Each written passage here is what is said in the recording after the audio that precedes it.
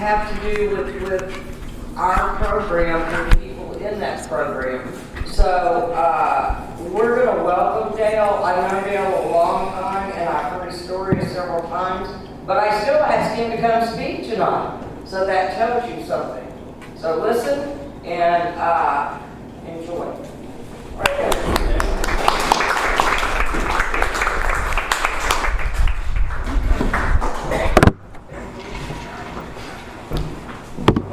Thank you, Miss Jackie. I'm Dale, and I am an alcoholic. I'm Dale. My sobriety date is September the 26th, 1991. And the reason I know that is because my wife keeps records. And so it's her say. And thank you, Jackie, for asking me to come share. I haven't shared in a long time. I think about this room and all the things that I've seen in this room, and it's a little different perspective when you're standing up here, but this is a special place for me because you guys have given me a life I never dreamed was possible. So my purpose tonight is to tell you what it was like, what happened, and what it's like today. And I got to Alcoholics Anonymous back in 1991 because I had a child that was dying of this disease, and it eventually killed him. The old timers in AA said that there's 3 possible outcomes for alcoholism: jails, institutions, and death. And my son basically did all 3. But that's not my, I'm not here to tell his story. I'm here to tell my story because he's the one that got me here. Back in 1991, I took him into an outpatient treatment program here in town called The Beginnings. And I walked in there, I'm wearing a suit, I've got my briefcase, and I slammed it down on the table, and I scared the lady behind the counter. And I said, "He's broke, fix him, damn it." And I meant it. And, she kind of scooted back a little bit. I always remember that. I think she was getting ready to push the panic button. But that was my armor back in those days. See, because I was a successful person. I'm a professional, quote unquote. But the only thing I was bringing to my profession and to my family was chaos and anger and resentment and rage.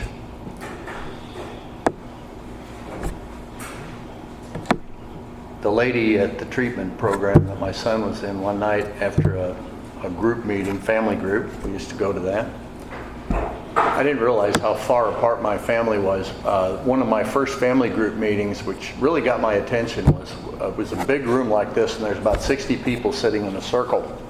And when we walked in the room, my son went as far away from me as he could sit. He was sitting on the other end of the room, and I'm over here on this end of the room. And he looked at the floor and I looked at the ceiling, and somebody in the room pointed that out to me. I did not realize that we were that far apart. And so they got my attention, and one of the counselors took me aside one night and she said, "You might benefit from this thing called Al-Anon." And so I know the first Al-Anon meeting I went to was July the 3rd of 1991. And the reason I know that is because I'm very good at signing paperwork. And they passed around a phone list, and I signed my name and put my phone number down because that was what you did.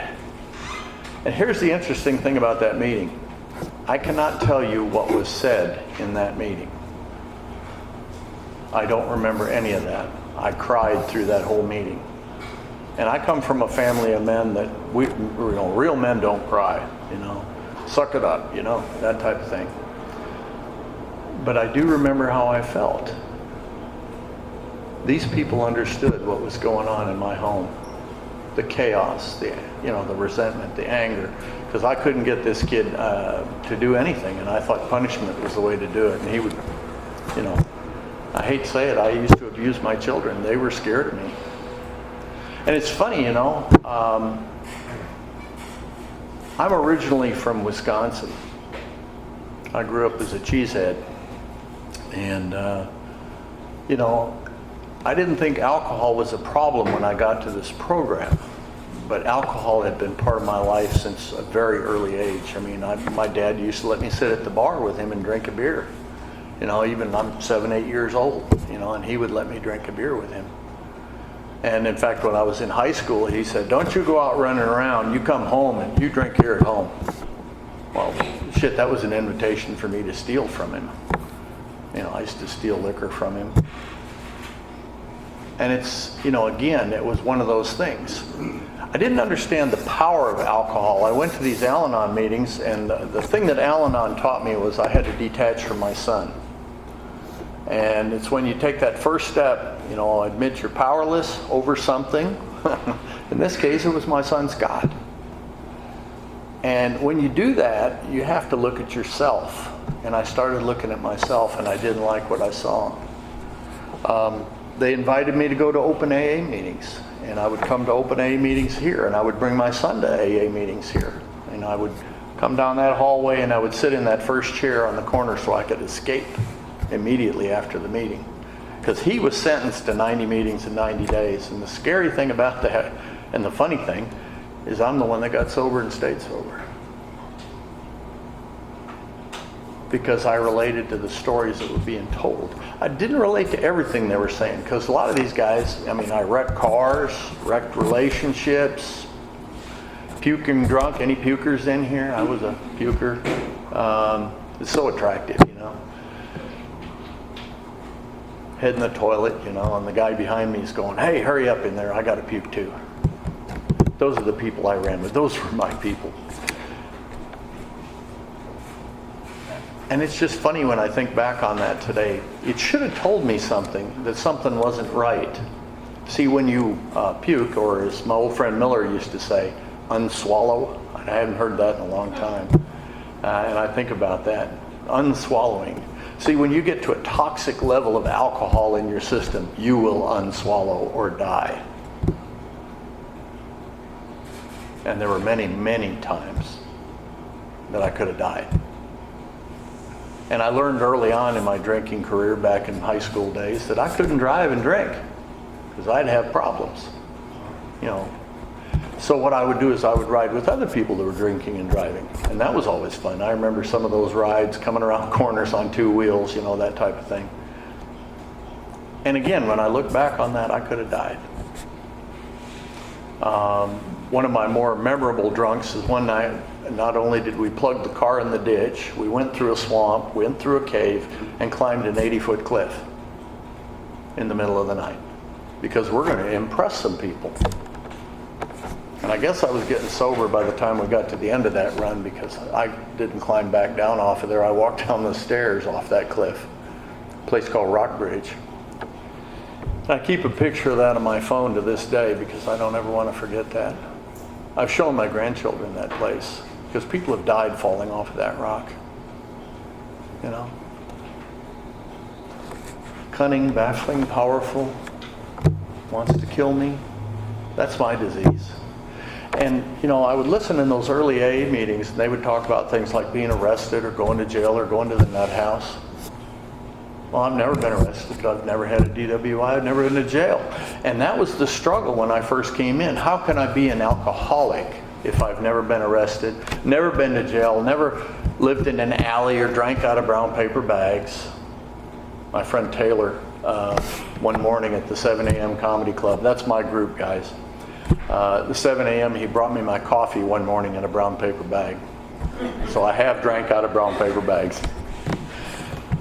But it's not what alcohol does to us that makes me an alcoholic. It's what alcohol did for me. And I didn't understand that until I came here and I listened to those old timers. And I listened to a lot of speaker tapes. There was a guy, Sandy B. Some of you know who that is. Sandy talked about being he was a Marine pilot. And he talked about walking in the bar. He's coming undone because he's just shaking. And he walks in and he orders a double. And the bartender sets it down. And all of a sudden, he gets quiet. He stops shaking because he knows what's coming. I used to walk up to my favorite bar, Eddie's Riverside, and I did the same thing every day for several years. I did this. I walked up and I put my hand on the door. And instantly, I would feel better. And I'd walk in and there'd be 2 schooners of beer sitting there waiting for me. How'd they know I was coming? Well, hell, I'd been there the same time yesterday and the day before and the day before. And it's funny, you know, my first unrestricted access to alcohol. As I said, my dad used to buy me a beer once in a while if I wanted it. I'd go plowing with my grandfather. His idea of lunch was a 6-pack of beer, sardines, and cheese and crackers. Good bohemian family. My last name is Vodak, by the way. It's the same letters as vodka. Just turn the K and the A around, you got it. But my first unrestricted access to alcohol came at my cousin Bernard's wedding. And at that wedding, he put my cousin Bobby, his younger brother, and myself in charge of the beer tap. And here's how it worked. Here's your beer, sir. And 2 for me. And that's the way that went that day. And I remember, I have glimpses of what was going on that day. I remember there's a bunch of puppies and we're playing with the puppies and laughing and having a good time. And the little old ladies are all over here sipping their beer and they're watching us and they're laughing. And then later that afternoon, my older brother found me. I'd passed out in an old stable in a pile of horse manure, face down. Now, if you remember in the 70s, George Carlin came out with an album about the 7 words you can't say on TV. And one of the things he talked about was being shit-faced drunk. You get drunk and you fall in some shit. Well, my first unrestricted access to alcohol, I was shit-faced drunk and did not know it. And then my mother poured hot coffee down my throat. I remember that. She's trying to sober me up and it just scalded my throat and I got a good resentment. But somewhere in the back of my mind, I said to myself, that's such a small price to pay for the fun that we had. Let's go have some fun. You ever go have fun? You ever get beat to a pulp? Fun. Let's go have some fun. Let's wake up in another town and wonder how the hell we got there. Fun. Let's go have some fun. See, and that's the thing too. In 1991, I went to my first Tyler anniversary and there was a guy named Cliff R. And some people may remember Cliff. I've got the tape. And Cliff talked about having that fun. He was a drunken school teacher. And wrecking cars, I wrecked 5 of them. Never got arrested. And that's the funny part too, because, you know, I thought I'm special. It's only when I did that inventory, the dreaded 4-step inventory, it actually was a good thing for me, because it taught me about me. See, that's the thing. When I first came in, my first sponsor got me out of self. That was what his message to me was. Get out of self, get out of self. And at that time, I'd started going back to church. By the way, I was raised in the Catholic Church, and I have a lot of respect for the Catholic Church. I just choose not to practice it today. I'm not making fun of them anymore. Because they have a way of doing things that works for them. And you know, what you guys have taught me is tolerance and love and kindness and patience. I don't do it perfectly, and my wife will vouch for that. But I'm getting better. And you know, and that's that progress, not perfection. That's the interesting thing about this program, you know. We get worked up, at least I did, about certain words. And one of the words that used to upset me about at church was sin. Sin is an interesting word. If you look it up, the roots are, it's actually an ancient archery term, which means to miss the mark. Well, hell, when I was sinning, all I was doing was missing the mark. The idea that I can live a perfect life, I don't think I can do that, but I can keep trying. You know, and it's kind of funny, our founders in Alcoholics Anonymous, Bill and Bob, were members of the Oxford movement. They had 4 absolutes: absolute honesty, absolute purity, absolute love, and absolute unselfishness. And that was the pathway that they laid for us. And what I have found, like I say, my first sponsor said, get into service. Well, I got into service. I went to volunteer at an AIDS hospice. and some of you have heard this story before. First guy I ever worked with was a guy named Sean Hogan, and I had this very important job. The director at that time asked me to play cards with Sean because he was driving her nuts. He'd been on the couch for 3 months. He was dying of AIDS. At that time, people were dying right and left from AIDS. And in fact, the hospice room at the facility that was at 1320 North Bodart, we had over 500, almost 500 people die in that hospice room. You know, a little known statistic here in Tyler. The youngest was 3 months, the oldest was 70. And we saw everything in between. And Sean came to us. His last address before he came here was a bridge in Phoenix, Arizona. See, he had had a job as a computer-aided draftsman in Phoenix.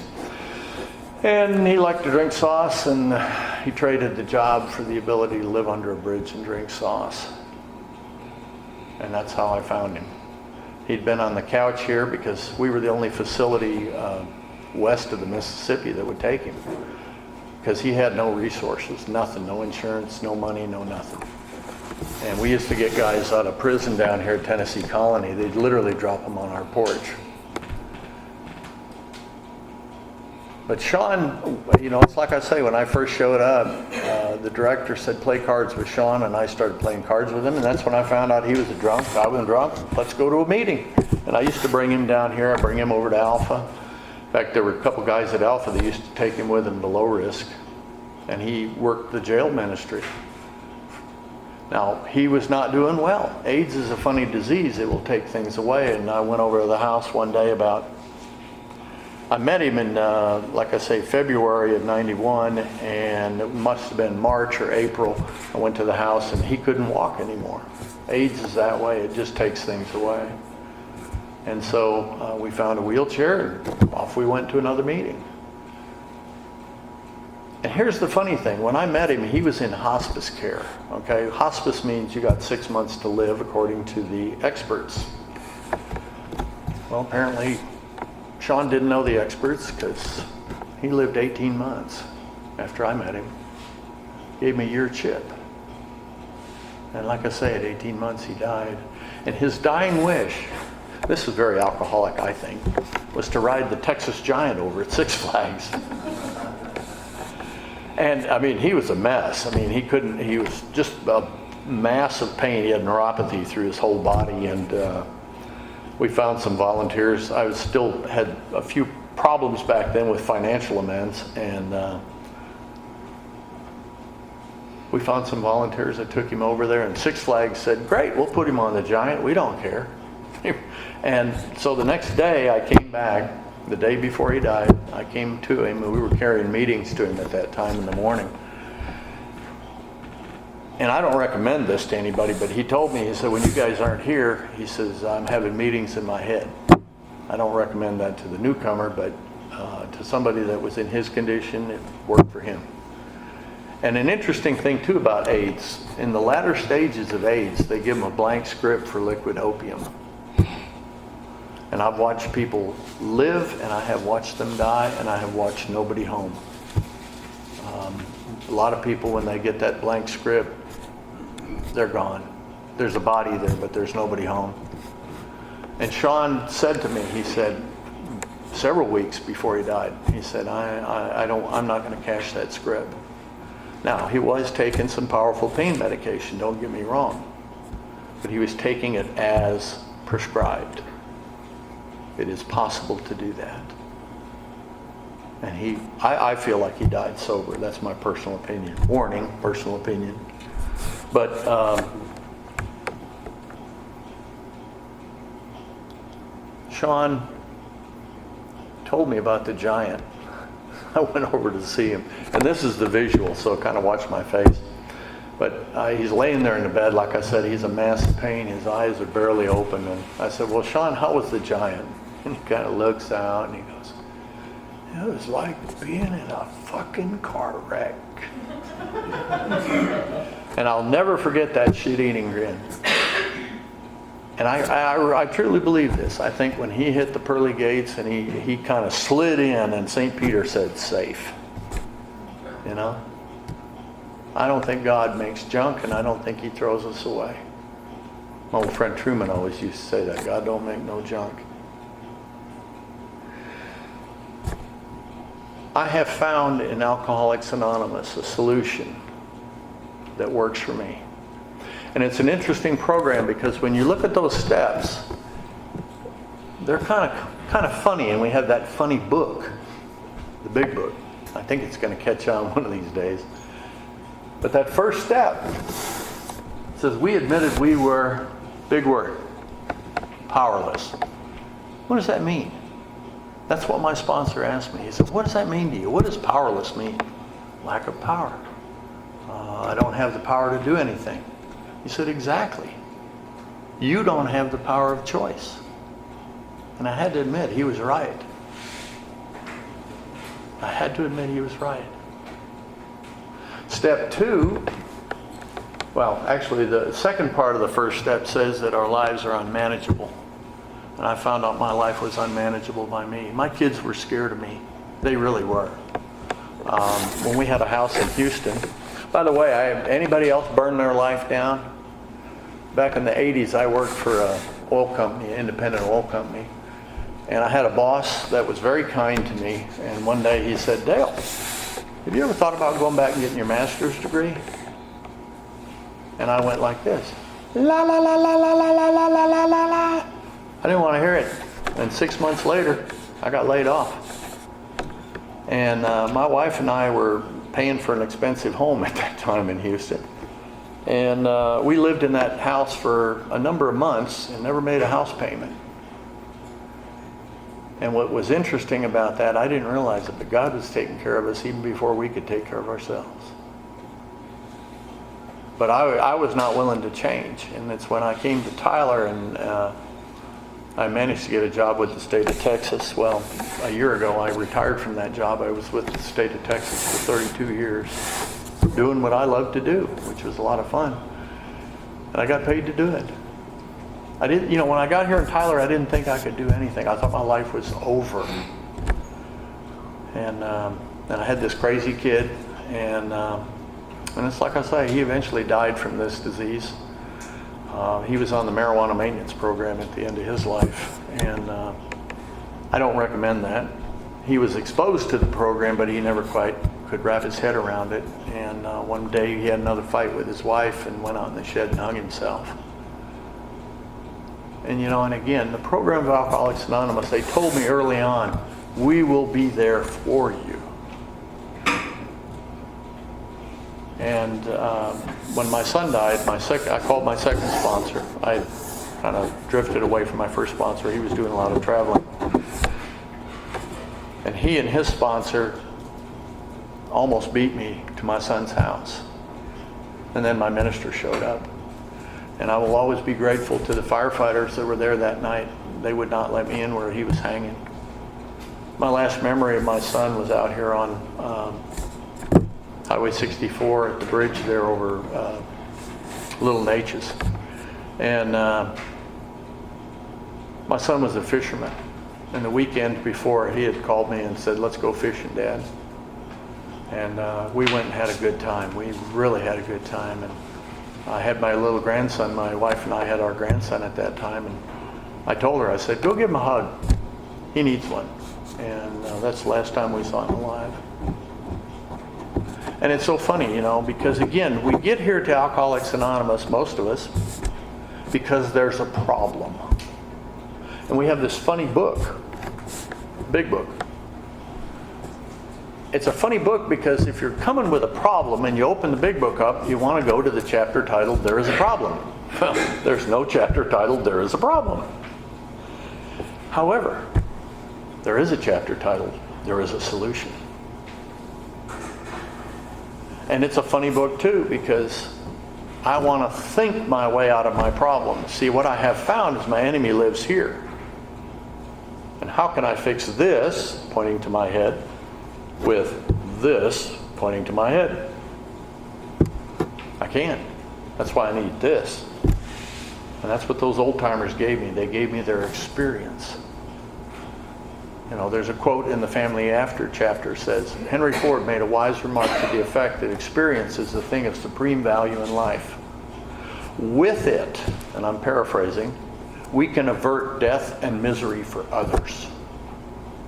I stake my life on that. I don't ever want to forget that. Because what I have found is when I carry the message of Alcoholics Anonymous to another drunk who's struggling, here's the funny thing. I get to stay sober. I'm doing just exactly what Bill did when he went looking for Dr. Bob. Read the history of AA. It's so rich. And it's funny because, you know, you think about Bob and Bill. What a mix. Here's this doctor, a cancer specialist, a proctologist. Perfect doctor for an alcoholic, right? We're all assholes.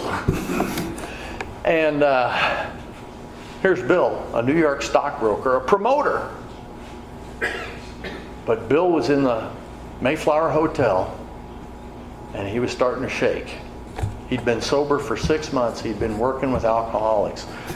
Lois kept a record of that. He worked with 75 guys before he met Dr. Bob, and none of them were staying sober. But Lois made an observation one day at breakfast. She said, Bill, you are. And Bill went back and talked to Dr. Silkworth. And he said, Silky, I don't understand what's going on. And Silky said, Bill, don't emphasize that white light experience that God blew wind up your fanny. And Bill later, in his later talks, he called it my hot flash. See? He said, talk drunk to a drunk. And Dr. Bob was the first guy that Bill sat down and talked drunk to a drunk. He told him his story. And it's a fascinating, the whole chain of events to me is fascinating. It's absolutely fascinating. Because here is a guy that's coming apart at the seams. He's in the Mayflower Hotel. The business deal he's there on that's going to fix his life financially goes south. There's a hostile takeover of a rubber manufacturing company owned by a guy named Frank Cyberling. Rubber manufacturing equipment.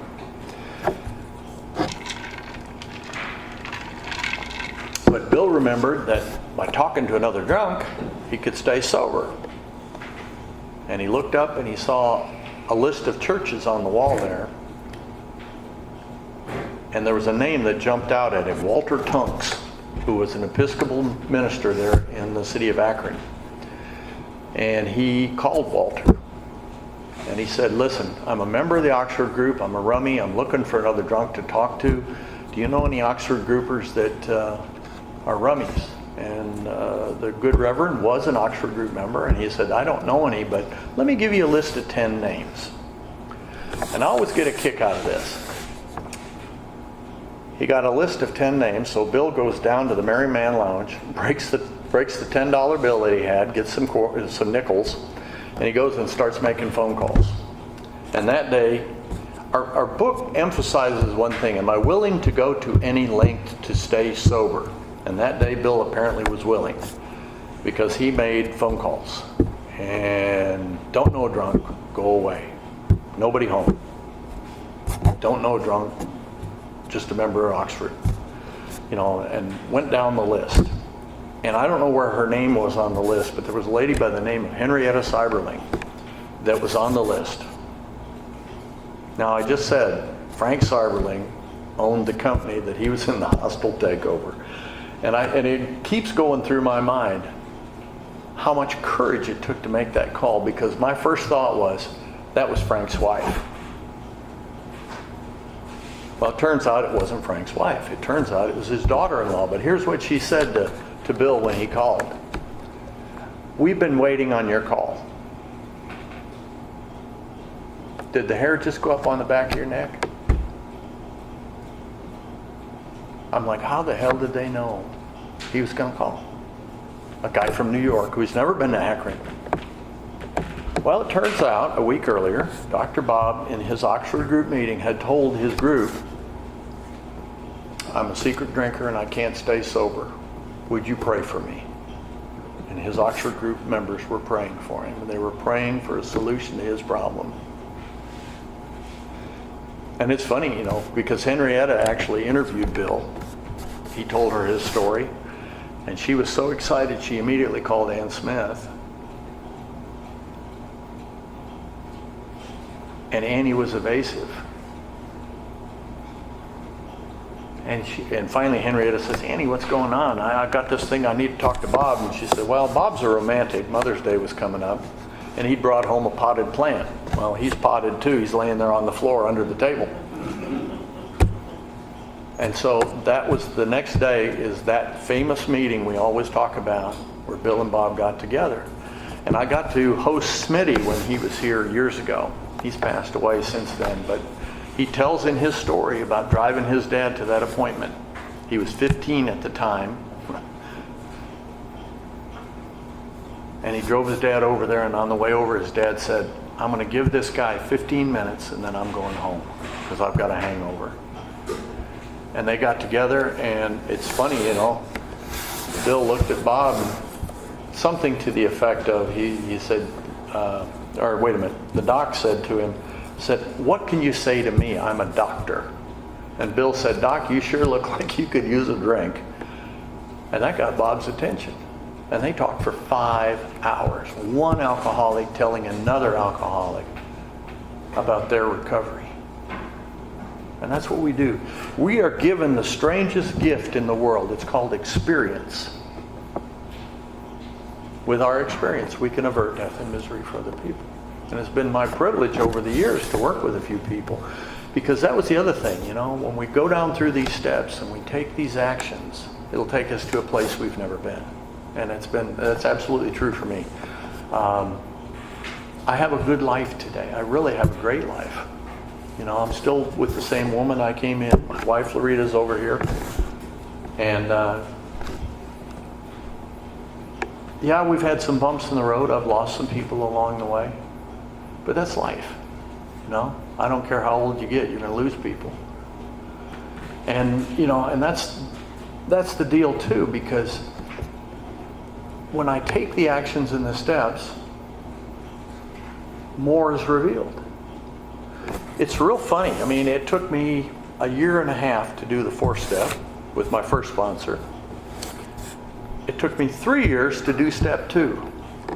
And that sounds really odd, but one day I came home from work and my youngest son had done something terrible and earth-shattering, and you'll understand this. He left his shoes in the living room. And I came unglued. And I'm beating on the kid. And I'm not proud of that, folks.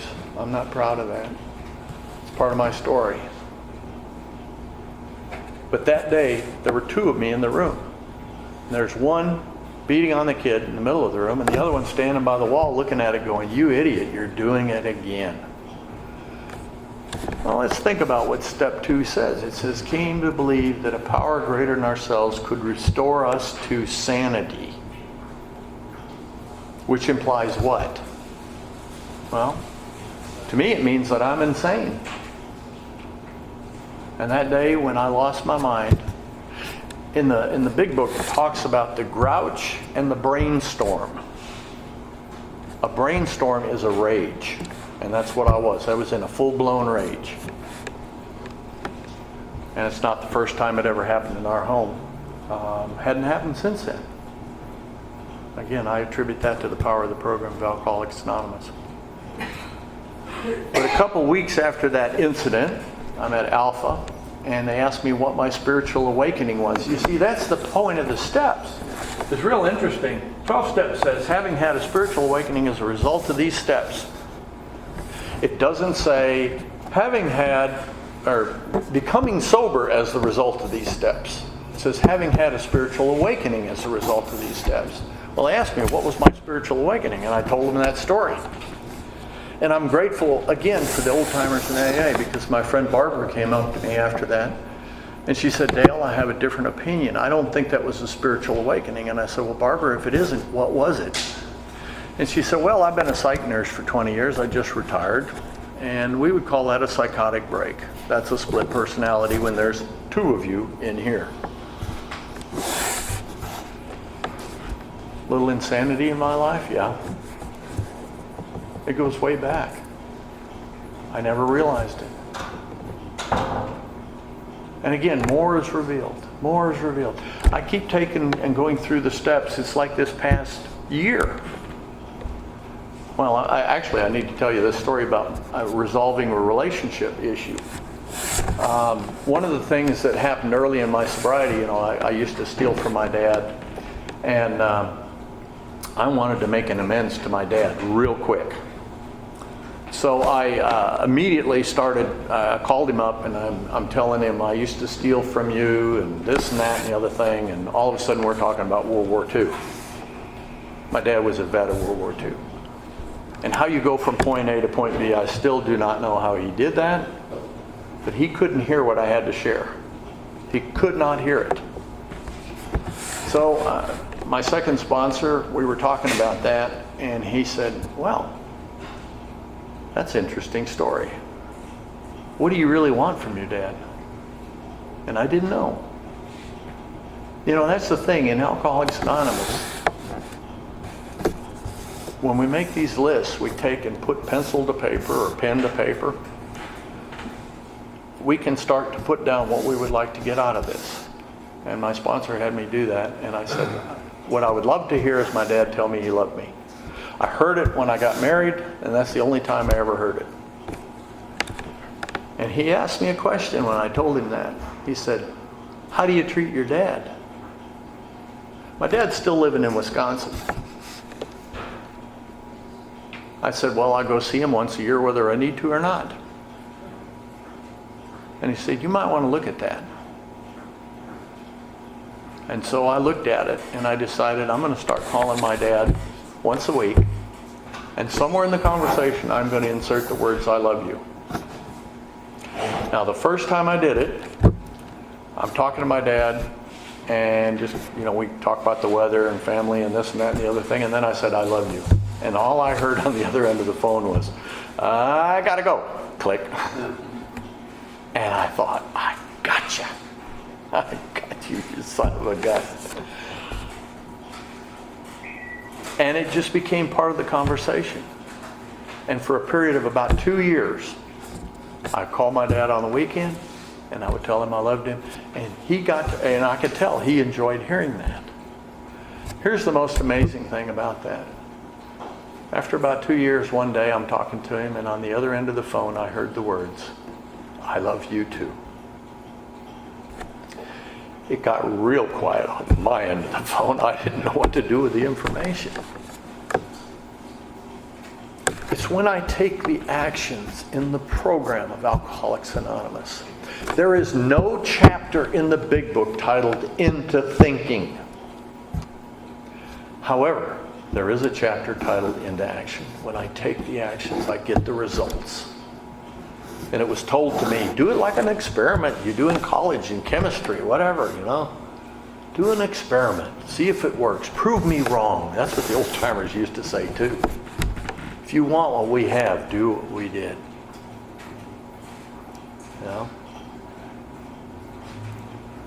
That son I beat up, my wife and I just got back from a 3-week trip to Minnesota and Wisconsin, and we spent 2 of those weeks with our grandchildren. My son has 3 kids, and he lets us drive them around. He lets us take care of them. We get to play with them. My grandson, who started out this big, is now this big.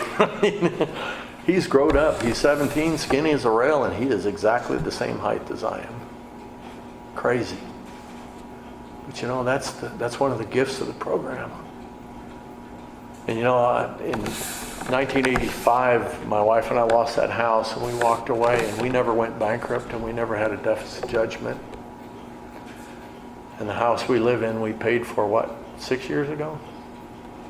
It's paid for. And like I say, we both have retired now from our jobs. We had good careers, good life. And it's all because Alcoholics Anonymous got me out of me and into you. And I really have a good life today. And it's funny, I'd love to say all of my problems are cured. No. My current sponsor, he's well aware that I'm still capable of some of those defects of character, and I'm still making some amends. I made amends to a guy I shorted about 40 years ago, financial amends, just this past fall. And it allows me to go through things that I didn't think I could go through. I've had 2 major surgeries in the last year. I've had my prostate removed, and if you see me kind of leaning on the podium, it's because my hip is hurting. I had my ankle fused, my right ankle. And in both cases, 3-4 days and I'm off the pain medicine. See, that's when I share my story, I say self-prescribed mind-altering chemical. I haven't had one since September of 1991. No alcohol, no drugs. I can still get crazy. But the guidance that I get in this program has seen me through the death of my father, death of a close friend, the death of my son. As I was telling Mike earlier, I was interviewed on national TV one time for some of my work. When I was working for the state, I actually worked on the cleanup of the space shuttle when it went down. I was down in the DFO in Lufkin, a disaster field office down there for 14 days. And got to see a lot of stuff. Interesting. It was part of a remediation effort, Little known fact, I don't know, maybe some of you folks know it, maybe you don't. We found all of the astronauts. Enough for a funeral. And I don't know why the media never put that out. We did all kinds of things that normal people aren't allowed to do, and I just think back on that and I think what a privilege I've been given. It's funny in a way, and again, it's changed my attitude on a lot of things. My first 25 years with the state, I used to do hazmat because I like to be there if it was blowing up or burning down. That was my favorite place to be. But today I much prefer the quiet things in life. I don't have to be on that kind of a high that you get from being in the middle of a crisis. And again, you guys are fine-tuning me in this program of action. So I may end a little bit early. My hip's killing me. But I'm very grateful to you guys for the opportunity to come share with you. Hope you've heard something that can help you. If you got a question, comment, or dirty joke, as Jackie was saying, I do these cartoons. That actually started in AA back in 2006. I'm sitting in a meeting, and we're talking about 2 things in the meeting. We had the topic that day was, we're not saints, but we absolutely insist on enjoying life. And the original cartoon, and you can probably see this in your mind's eye, is 3 guys playing horseshoes. Only they're not throwing horseshoes, they're throwing their halos. So, I hope you'll all come and throw some halos with me. Thank you for letting me share. Thank you, Dale.